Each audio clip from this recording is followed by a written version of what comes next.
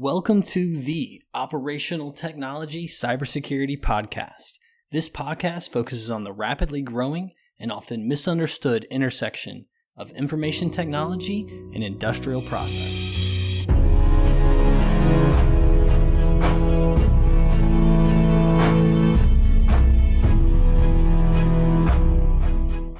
What's going on, everybody? Derek here.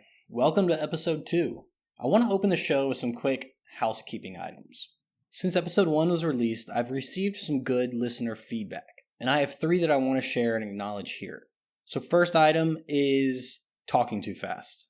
So it's been brought to my attention that throughout portions of episode 1, I talk too fast. So I want to acknowledge that. I'll put down the Red Bull and definitely try to speak slower.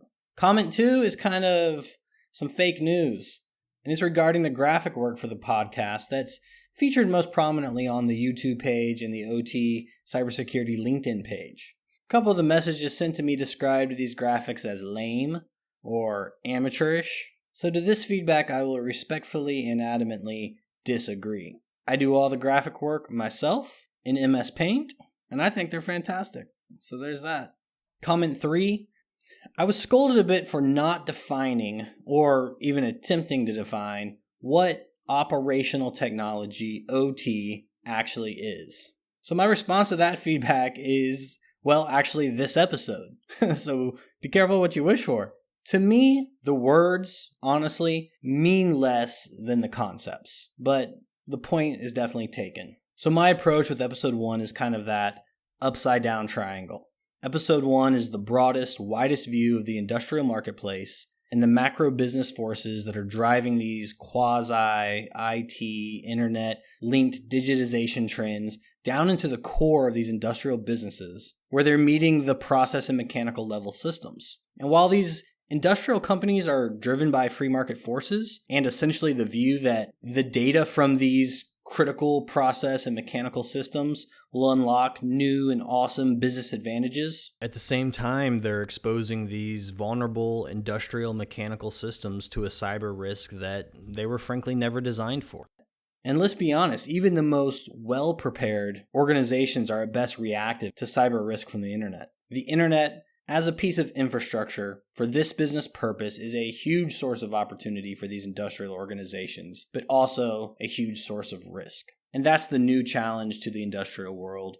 So that broad overview was just something I couldn't do justice to and define OT. Otherwise, days later, I'd still be talking about it, and nobody wants that. And quite honestly, defining OT deserves a whole episode unto itself. All right, so with that listener feedback off my chest, let's dive in and define what is operational technology.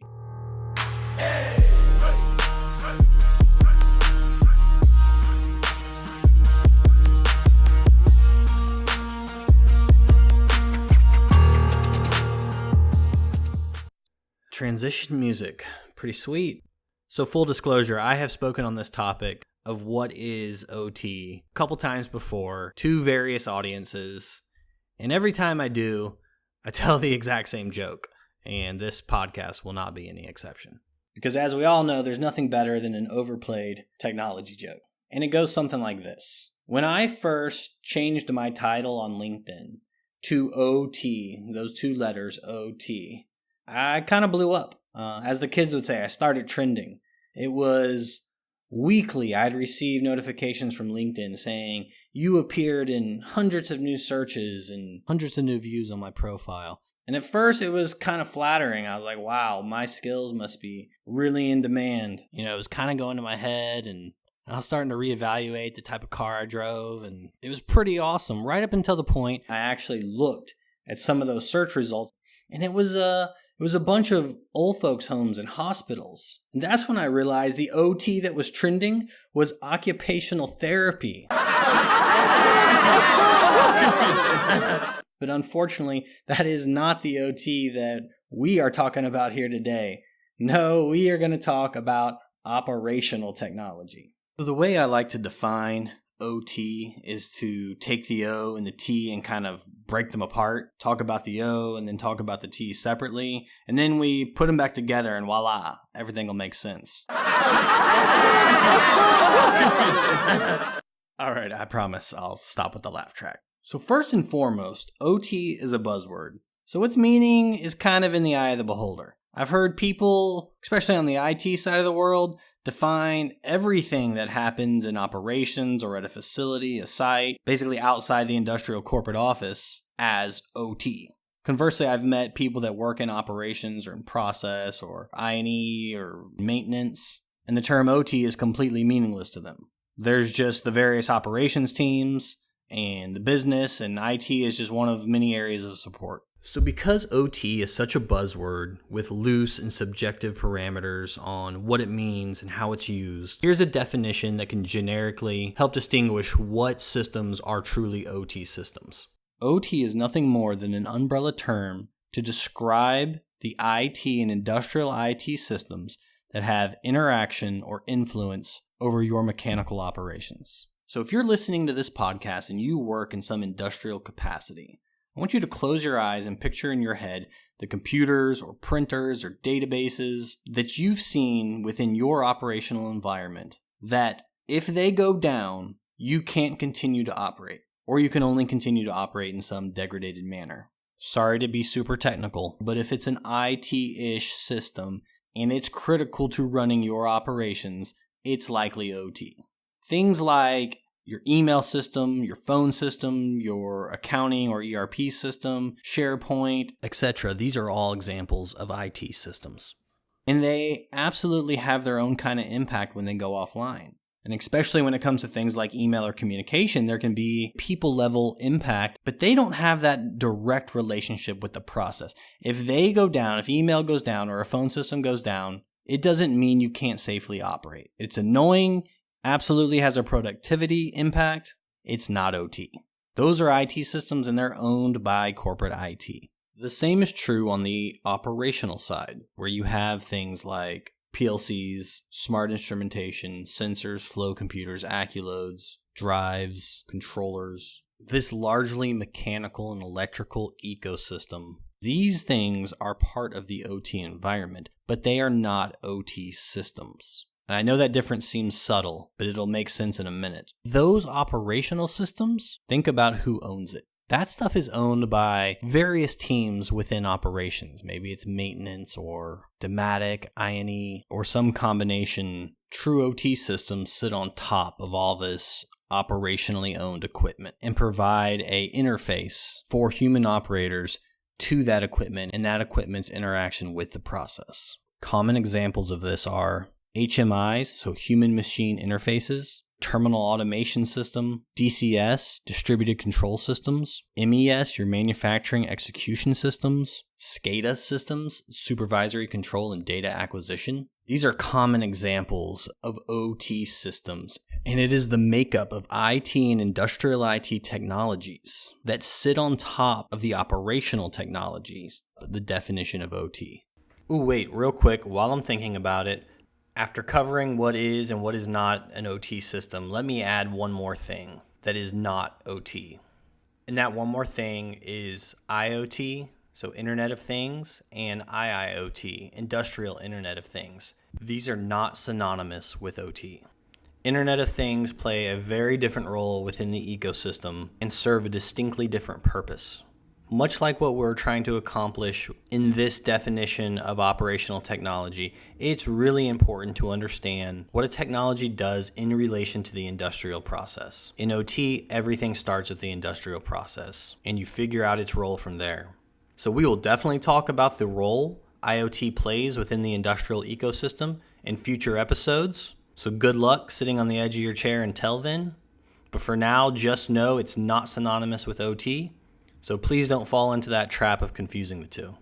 All right, so like I said earlier, I like to break the O and the T apart and talk about them separately. There's a lot of distinctive differences that need to be understood in a vacuum before it makes sense combined. So I'm going to zoom out here to the 30,000 foot level and talk about the O in OT, operational. We say operational technology because the target user is operations. Operations exists to make a product. You make a product to make a profit, which is the goal of an industrial company. OT exists to be a small part in the overall effort to make a product and make a profit. That's not the definition, but it is the purpose. The reason I step through this is because I want there to be a cognitive string between OT technology and your industrial company's profitability mission. Now, what comes next is a little bit shocking to OT people, so if you're an OT, grab a hold of something. This mission is nothing unique. OT is just one of many operationally focused resources an industrial company will leverage to accomplish its goals and objectives. There's many other business departments that have a more operationalized wing similar to IT/OT. Examples of this are safety. Safety exists both on the corporate side and on the field side. In many oil and gas environments, measurement exists on the corporate side and in the field side, from accounting to purchasing to inventory, land, geo, etc. Said another way, OT is just one of many operationalized business resources that an industrial company will utilize to accomplish their production and profitability goals. With that said, there are a few things that make IT/OT different than these other business departments with a more operationalized wing. One, IT/OT is simply the new kid on the block, the new disruptor. Like we talked about in episode 1, IT, as a business discipline with any structure or maturity to handle risk, has only been around a few decades, which is a blink of an eye compared to most business disciplines which have been around 40 or 50 years longer than that. I've personally had people on both the business and operations side of the world tell me with great conviction that they've been doing whatever their industrial activity is long before there was ever IT. So I get it, and I get how that sentiment has an impact. And that kind of brings me to the second point, and that's that the history matters. And the history lingers with us today. IT hasn't built up enough trust within the operations space and culture, which is a very risk and change-averse culture, and doesn't have a history of owning OT systems. Operations teams and their vendors have historically, and in many companies still do, own and manage OT systems in a bubble. Heck, OT systems don't have a very long history of being comprised of IT and industrial IT technologies. So it's all part of a relative history, risk, and ownership story that used to make sense but doesn't anymore, and honestly probably deserves its own episode. And that may or may not be a teaser to future episodes. So the third point is the proliferation and speed of change within the IT world. So this is kind of where the future matters. IT proliferation and speed of change is completely different than anything else you find in these other business disciplines. IT and IT technologies are literally finding themselves in everything. And the last point that I'll bring up that might sound a little silly, but I think it makes a difference is the naming. Calling IT's more operationalized wing OT, a different term, is confusing. If it was operations IT, it would probably make more sense. This, compounded with all the other buzzwords to describe these technologies, is just making the waters muddy and confusing the end user. But with those points aside, I feel like the business challenges between IT/OT and these other departments with their more operationalized wings is very similar. As a quick example, I was recently working in West Texas for one of the smaller Permian Basin operators. One of the business issues this operator was facing was operational accounting. It seemed like, depending on the site or even the specific site manager, the way they would make and authorize large capital expenditures or kick up AFEs was a mood of the day, followed a different process, used a different form, sent through a different approval chain. And as a result, it was just inefficient. And it would cause delays or misses or even duplication of effort. And that's just an example of something that operator would want to optimize and streamline. And corporate accounting and sort of the field level accounting, they need to converge a little bit and revamp their processes and workflows. So yeah, a lot of the same business challenges. And the word convergence is one of my least favorite buzzwords that's going around in a lot of IT/OT literature. And one of the reasons that particular buzzword is so cringy to me is because IT/OT talks about it like they own the exclusive to convergence. That's not true. These convergences are happening across other business departments as well. It's honestly part of optimizing. And not only are convergences occurring between corporate departments and processes and their more operationalized wings, There's convergences happening between departments, accounting and engineering. One I think is very critical for IT/OT is the convergence between OT and safety, a convergence that I would personally love to see more industry focus on. So yeah, what we're talking about with IT/OT from a business perspective is nothing super unique or new. Maybe this is just me, but it helps when trying to understand what. So what is OT? To understand the why. So a lot of this context is really attempting to answer that why question. It's like when I tell my wife I'm going to buy something. She wants to know why before she even knows what it is. So maybe that's just human nature, or maybe I have a history of buying stupid stuff. I don't know. We'll never know. The show's not about that. It's just an analogy linking the why to the what. And that's what the O, the operations piece, is largely anchored to. And I think this is a great segue to risk, because there's no greater why in the operations world than risk. And when it comes to IT/OT, who owns the risk is becoming the $1,000,000,000 question. Anyone who knows me knows I like to give examples. I don't want to just put something out there and not bring it to life. So the example I want to use goes back to June 10th, 1999. This incident's known as the Olympic pipeline explosion in Bellingham, Washington. Now, I'll be the first to admit my overview of the events will not do this incident justice. There is a podcast that I can't recommend enough. It's called the Pipeliners Podcast, and there is an episode specifically dedicated to the Bellingham pipeline incident. I recommend everybody go listen to that episode because it is a fantastic deep dive into that incident and what it meant for the pipeline industry and how the pipeline industry adapted and grew from that incident. Russell Treat and the Pipeliners Podcast does an amazing job communicating the facts and telling that story. So for my purposes, in just a few sentences, the incident can be summed up like this. About 250,000 gallons of gasoline leaked from a ruptured 16-inch pipeline into Whatcom Creek in Bellingham, Washington. 3 young people were killed that day when the gasoline ignited. We always talk about risk and consequence in this industry, and this was the ultimate. One of the things that Russell and the Pipeliners Podcast does so well in their Bellingham incident episode, they talk about the incident not just as a headline, the pipeline explosion, but rather how the incident itself was the culmination of many different things over a very long time horizon. The analogy they use is that it was a domino effect of mechanical issues, instrumentation issues, contractor issues, process issues, people issues. So all of these things, all of these dominoes were causal dependencies to this incident, and had any one of those dominoes not fallen, that very well could have been the individual component that reduced the consequence, the severity, and maybe even the incident itself. So I'm going to zoom into one of these things, one of these fallen dominoes, and that was the SCADA computer that Olympic used to monitor the Bellingham pipeline. So on that day, the day of the incident, this computer wasn't monitoring the pipeline. Details beyond this aren't necessarily publicly known. The SCADA computer simply could have been offline or being used for something else or down as a result of hardware or software issues. Exact cause would be nice to know, but ultimately isn't what's important here. What's important for this example is that this computer was one of these deviations. It was a domino that fell and a contributing factor to the incident.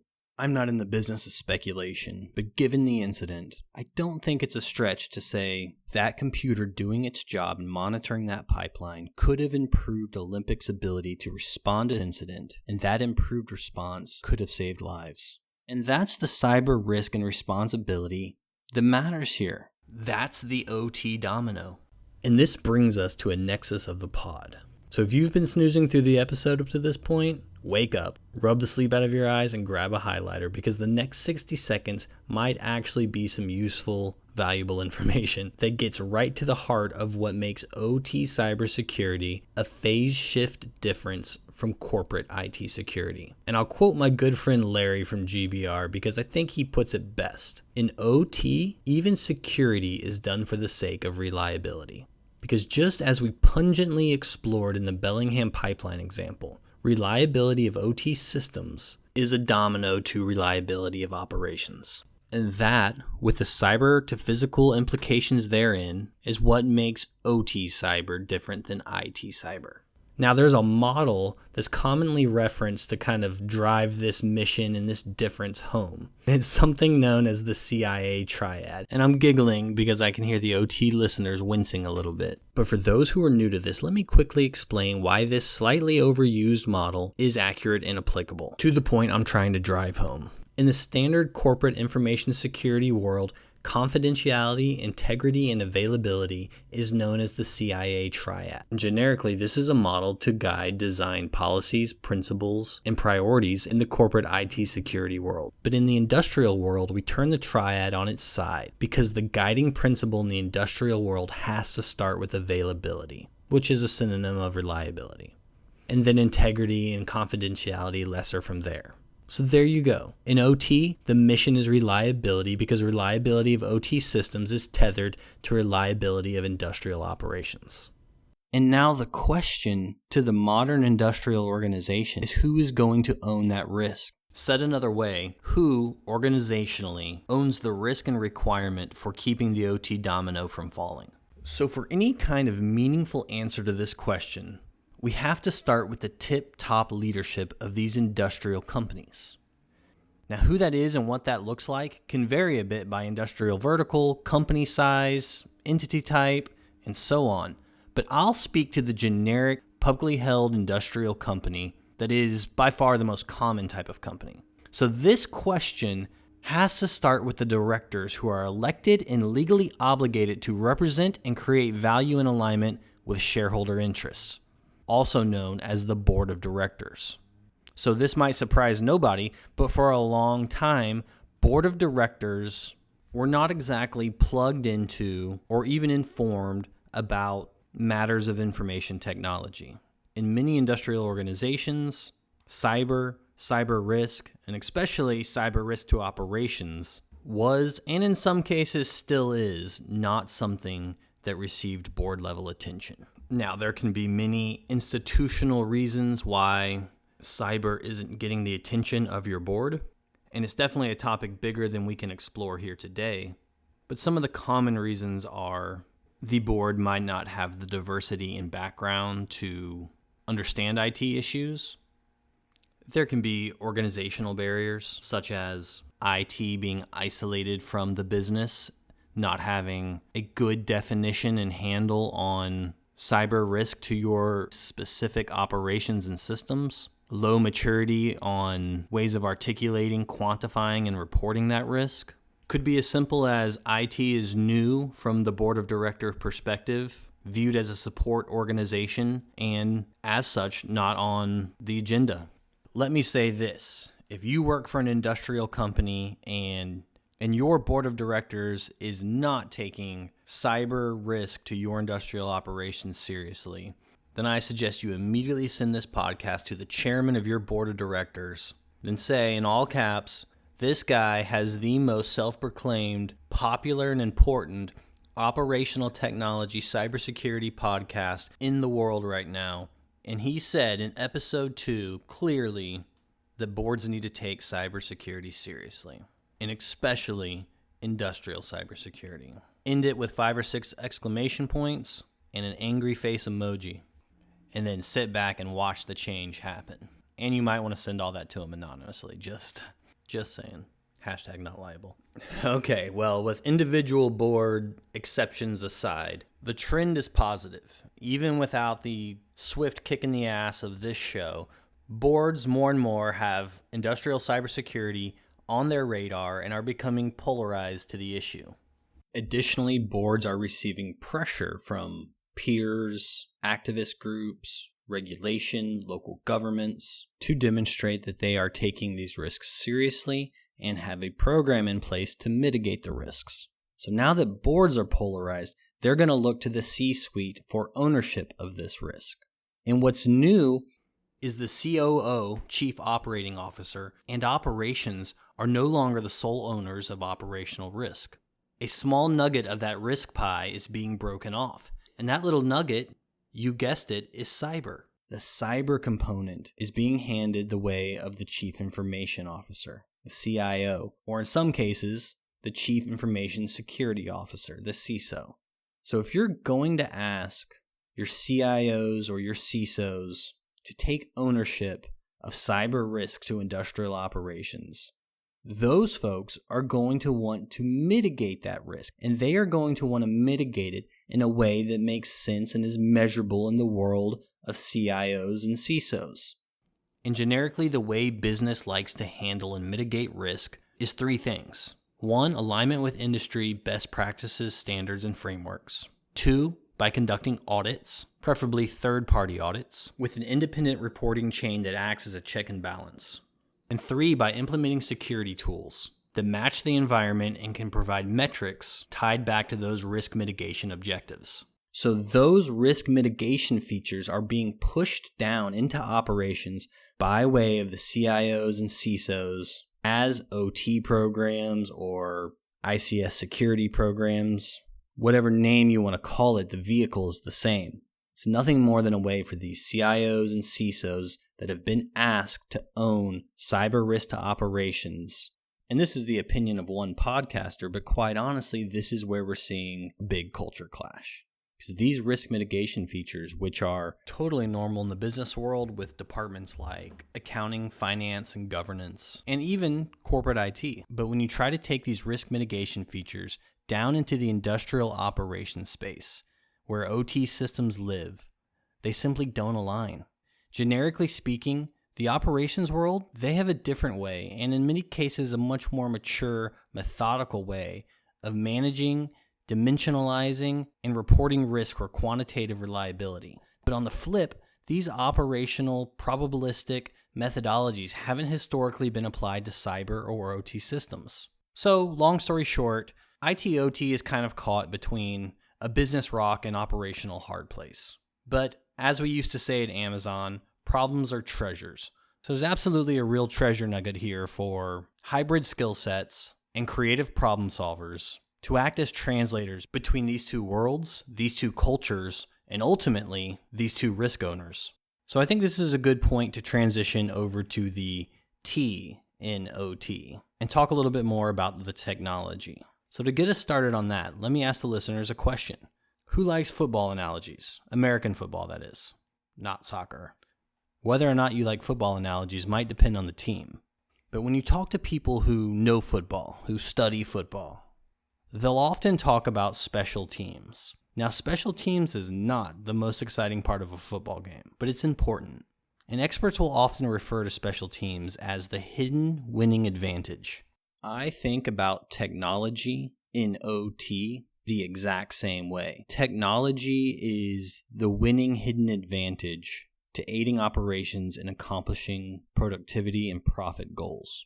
And it harkens back to what we talked about in episode 1. Many of the digitization trends aim to leverage technology to cut costs, to enable centralization, to provide data for better decision making, and to generally increase the speed by which your company can do its thing. So these are all the promises intrinsic in the T in operational technology. These are technologies not for their own sake, but technologies for operations. And I'm here to tell you, as someone that's been around this industry for longer than I care to admit, we have made great progress in this direction. Very mature and fit for purpose standards and tools, architectures, methodologies, and partnerships. But this is just the beginning. There is so much progress yet to be made, and so much opportunity for less add-ons and more ground-up, secure, reliable, robust design and integration. And I'm not just saying that as someone with the self-proclaimed hottest OT cybersecurity podcast in the game right now. I'm honestly saying this as someone who is legitimately excited about 2020 and the potential industrial cybersecurity has. It's such an interesting, peculiar niche that values a hybrid skill set and creative problem solving. And all this is underscored by an overwhelmingly important mission to protect industrial infrastructure, which, as we talked ad nauseum about in episode 1, is critical to livelihood. And I don't want to leave this podcast with some lofty statements. Let me bring it back to brass tacks, what matters from a business perspective. So good operational technology, when you combine the O and you combine the T, this ecosystem of technologies have the potential to be a key part of operational excellence, i.e., a chain of dominoes that do not fall, which in the most extreme cases can be the difference between life and death, as we talked about in the Bellingham pipeline example. But OT also has a big part to play in operational standardization and safety. And these things are important because turning the knobs up on standardization and safety will proportionally increase speed and efficiency. And that is the competitive advantage these industrial organizations are truly after. So that's the OT episode. Hopefully this gives you a base to reference and understanding what the buzzword OT is all about and why these concepts are important to the industrial production and profitability mission. And with that, we're going to bring the OT episode to a close. Since it's getting to be mid-December, and because I'm too disorganized to know when I'm recording another episode, let me take a moment and say, from all of me here at the OT Cybersecurity Podcast, I want to wish all 5 listeners a very Merry Christmas and or whatever else you may be celebrating this time of year. End of the year is always a special time. In the industrial world, it always seems to be a busy time. Everyone wants to get last-minute projects completed. But hey, we're thankful for the business, we're thankful for the industry, and we're thankful to have this modern infrastructure built around so many incredible feats of engineering and technology. So absolutely a lot to be thankful for, and I'm always thankful for anyone that listens to the end of the podcast. Hopefully you find a little downtime during this holiday season, binge watch from Netflix. And if you don't hear this voice again in 2019, let me just say season's greetings to you and yours, and be good out there, good to yourself and good to others. This is Derek, signing off, and talk to you in the next episode.